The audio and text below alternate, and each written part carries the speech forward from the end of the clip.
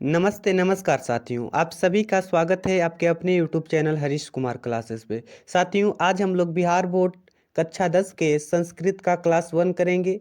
हम लोगों ने साइंस और सामाजिक विज्ञान के क्लास की शुरुआत कर चुके हैं। उसी प्रकार से अब हम लोग संस्कृत का शुरुआत करेंगे। तो चलिए साथियों, आज हम लोग संस्कृत के फर्स्ट क्लास की शुरुआत करते हैं। चलिए अपने प्रश्न नंबर 1 पे चलते हैं। प्रश्न नंबर 1 है कि संबोधने च सूत्र से प्रथम विभक्ति किस वाक्य में है। तो प्रथम विभक्ति हे मोहन पुस्तकः पठ ऑप्शन नंबर डी में है। ऑप्शन नंबर डी में है। साथियों, ये सब संस्कृत के ऐसे मोस्ट एक्सेप्टेड सवाल हैं जो आपके एग्जाम में पूछे जा चुके हैं और आने वाले भी एग्जाम में पूछे जाने की संभावनाएं हैं। तो चलिए साथियों, अब प्रश्न नंबर 2 पे बढ़ते हैं। प्रश्न नंबर 2 है कि हनंतु किस धातु का रूप है। तो हनंतु हन धातु का रूप है। ऑप्शन नंबर सी हो जाएगा। अब हम लोग प्रश्न नंबर 3 पे बढ़ते हैं। प्रश्न नंबर 3 है कि राजन शब्द के प्रथमा विभक्ति एक वचन का रूप कौन सा है। तो राजा हो जाएगा। ऑप्शन नंबर बी हो जाएगा। अब प्रश्न नंबर 4 पे बढ़ते हैं।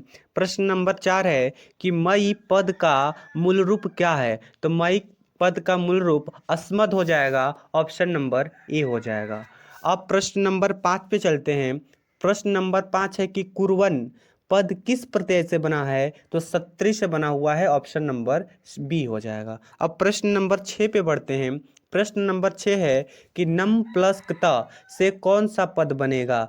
तो वह बनेगा नतम। ऑप्शन नंबर सी हो जाएगा। अब प्रश्न नंबर 7 पे चलते हैं। प्रश्न नंबर 7 है कि गय धातु के लिट लकार उत्तम पुरुष एक वचन का रूप कौन सा है। तो गश्यामी होगा। ऑप्शन नंबर ए हो जाएगा। अब प्रश्न नंबर 8 पे चलते हैं। प्रश्न 8 है कि बंधु प्लस तल से कौन सा पद बनेगा। तो बंधुता बनेगा। ऑप्शन नंबर ए हो जाएगा। अब प्रश्न नंबर 9 पे चलते हैं। प्रश्न नंबर 9 है कि मही पद का अर्थ है। तो मही पद का जो अर्थ होता है पृथ्वी होता है। ऑप्शन नंबर बी हो जाएगा। अब प्रश्न नंबर 10 पे चलते हैं। प्रश्न नंबर 10 है कि मति शब्द का तृतीया विभक्ति बहुवचन में क्या रूप है। तो बहुवचन में मति भी। ऑप्शन नंबर सी हो जाएगा। ऑप्शन नंबर सी हो जाएगा। अब प्रश्न नंबर 11 पे चलते हैं। प्रश्न 11 है कि अन्वेषण में कौन सा प्रत्यय है। तो अन्वेषण में अनुप्रत्यय हो जाएगा। ऑप्शन नंबर सी हो जाएगा। अब प्रश्न नंबर 12 पे चलते हैं। प्रश्न 12 है कि हिरण्मयन में कौन सा पद बनेगा। तब मैट बनेगा। ऑप्शन नंबर ए हो जाएगा। अब प्रश्न नंबर 13 पे चलते हैं। प्रश्न 13 है कि पाटलिपुत्र पटना के नाम से कब प्रसिद्ध हुआ। तो मध्यकाल में हुआ था। ऑप्शन नंबर सी हो जाएगा। अब प्रश्न नंबर 14 पे चलते हैं। प्रश्न 14 है कि पटना किस शब्द से निर्मित है। तो पटना पत्तनम शब्द से निर्मित है। ऑप्शन नंबर ए हो जाएगा। अब प्रश्न नंबर 15 पे चलते हैं। प्रश्न 15 है कि गुरु गोविंद सिंह का जन्म स्थान किस नाम से प्रसिद्ध है। तो गुरु गोविंद सिंह का जन्म स्थान गुरुद्वारा से प्रसिद्ध है पटना में। ऑप्शन नंबर बी हो जाएगा। अब प्रश्न नंबर 16 पे चलते हैं। प्रश्न 16 है कि पश्यतु पद में कौन सी धातु है। तो दृश्य धातु हो जाएगा। ऑप्शन नंबर ए हो जाएगा। ये सभी मोस्ट एक्सेप्टेड सवाल हैं। आपके आगामी परीक्षा 2025 में पूछे जाने की बेहद संभावनाएं हैं साथियों। इसलिए ये सब क्वेश्चंस आपके एग्जाम के लिहाज से बहुत ही इंपॉर्टेंट है। तो चलिए अब प्रश्न नंबर 17 पे बढ़ते हैं। प्रश्न 17 है कि क्री प्लस तुमुन से कौन सा अव्यय बना है। तो हो जाएगा करतुम। ऑप्शन नंबर बी हो जाएगा करतुम। ऑप्शन अब प्रश्न नंबर 18 पे चलते हैं। प्रश्न 18 है कि ठक प्रत्ययांत पद है। तो वैदिक। ऑप्शन नंबर बी हो जाएगा। अब प्रश्न नंबर 19 पे चलते हैं। प्रश्न 19 है कि गायिका में कौन सा स्त्री प्रत्यय है। तो गायिका में टाप हो जाएगा। ऑप्शन नंबर सी हो जाएगा। अब प्रश्न नंबर 20 पे चलते हैं। प्रश्न नंबर 20 है कि नयति पद में कौन सा धातु है। तब बड़ी नहीं हो जाएगा। ऑप्शन नंबर बी हो जाएगा। अब प्रश्न नंबर 21 पे चलते हैं। प्रश्न 21 है कि सतत प्रियवादी लोग होते हैं। तो सतत प्रियवादी लोग सुलभ होते हैं। ऑप्शन नंबर सी हो जाएगा। अब प्रश्न नंबर 22 पे चलते हैं। प्रश्न 22 है कि पहले शिष्य वेदारंभ कहाँ करते थे। तो वह गुरु गृह में किया करते थे। ऑप्शन नंबर ए हो जाएगा। अब प्रश्न नंबर 23 पे चलते हैं। प्रश्न नंबर 23 है कि भारतीय जीवन दर्शन का महत्वपूर्ण उपादान क्या है? तो महत्वपूर्ण जो उपादान है वह संस्कार है। ऑप्शन नंबर सी हो जाएगा। अब प्रश्न नंबर 24 पे चलते हैं। प्रश्न 24 है कि सीमंतोन्नयन संस्कार का प्रयोजन क्या है?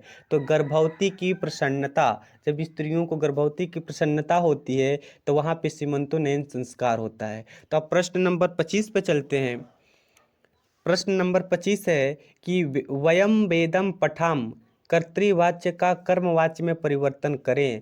तो यह हो जाएगा अस्माभिः वेदः पठ्यते। ऑप्शन नंबर ए हो जाएगा साथियों। ऑप्शन नंबर ए हो जाएगा। अब प्रश्न नंबर 26 पे बढ़ते हैं। प्रश्न 26 है कि गांधी दर्शन से प्रभावित रचना कौन सी है? तो गांधी दर्शन से प्रभावित रचना सत्याग्रह गीता हो जाएगा। ऑप्शन नंबर सी हो जाएगा। अब प्रश्न नंबर 27 पे चलते हैं। प्रश्न 27 है कि स्पृहा पद का अर्थ क्या होता है? तो स्पृहा शब्द का जो अर्थ होता है वह इच्छा होता है। ऑप्शन नंबर सी हो जाएगा। अब प्रश्न नंबर 28 पे चलते हैं। प्रश्न 28 है कि हमारी मातृभूमि कैसी है? तो हमारी मातृभूमि वत्सला भी है, निर्मला भी है, विशाला भी है और इसमें से सभी हो जाएगा। Option number D, A B और सी तीनों। अब प्रश्न नंबर 29 पे चलते हैं। प्रश्न 29 है कि निम्न में से गृहस्थ जीवन का संस्कार कौन सा है? तो विवाह गृहस्थ जीवन का संस्कार हो जाएगा। ऑप्शन नंबर ए हो जाएगा। अब प्रश्न नंबर 30 पे चलते हैं। प्रश्न 30 है कि किस पद में व्यंजन संधि है? तो संस्कारः में हो जाएगा। ऑप्शन नंबर डी हो जाएगा। अब प्रश्न नंबर 31 पे चलते हैं। प्रश्न 31 है कि किस समास में विशेषण विशेष्य का समास होता है? तो कर्मधारय हो जाएगा। ऑप्शन नंबर ए हो जाएगा। अब प्रश्न नंबर 32 पे बढ़ते हैं। प्रश्न 32 है कि यथेष्टम का विग्रह क्या है? तो यथेष्टम का विग्रह इष्टम अंतिक्रम में हो जाएगा। ऑप्शन नंबर बी हो जाएगा। चलिए अब प्रश्न नंबर 33 पे चलते हैं। प्रश्न नंबर 33 है कि साकम अव्यय के युग में कौन सी विभक्ति होती है? तो वह तृतीय विभक्ति होती है। ऑप्शन नंबर डी हो जाएगा। वह तृतीय विभक्ति होती है। ऑप्शन नंबर डी हो जाएगा। तो चलिए साथियों अब पढ़ते हैं प्रश्न नंबर 34 पे। प्रश्न 34 है कि कर्णभार रूपक किसकी रचना है? तो कर्णभार रूपक भास की रचना हो जाएगी। ऑप्शन नंबर ए हो जाएगा। अब प्रश्न नंबर 35 पे चलते हैं। प्रश्न 35 है कि वारणः पद का अर्थ है? तो वारणः पद का अर्थ होता है हाथी। ऑप्शन नंबर बी हो जाएगा। ऑप्शन नंबर बी हो जाएगा। तो चलिए साथियों आज इतना ही। मिलते हैं अब अगले क्लास में। यदि आपको वीडियो अच्छा लगा हो तो लाइक शेयर एंड कमेंट करके ज़रूर बताएं कि आपको ये मेरा वीडियो कैसा लगा। तो चलिए साथियों आज इतना ही। अब मिलते हैं अगले क्लास में। तब तक के लिए जय हिंद।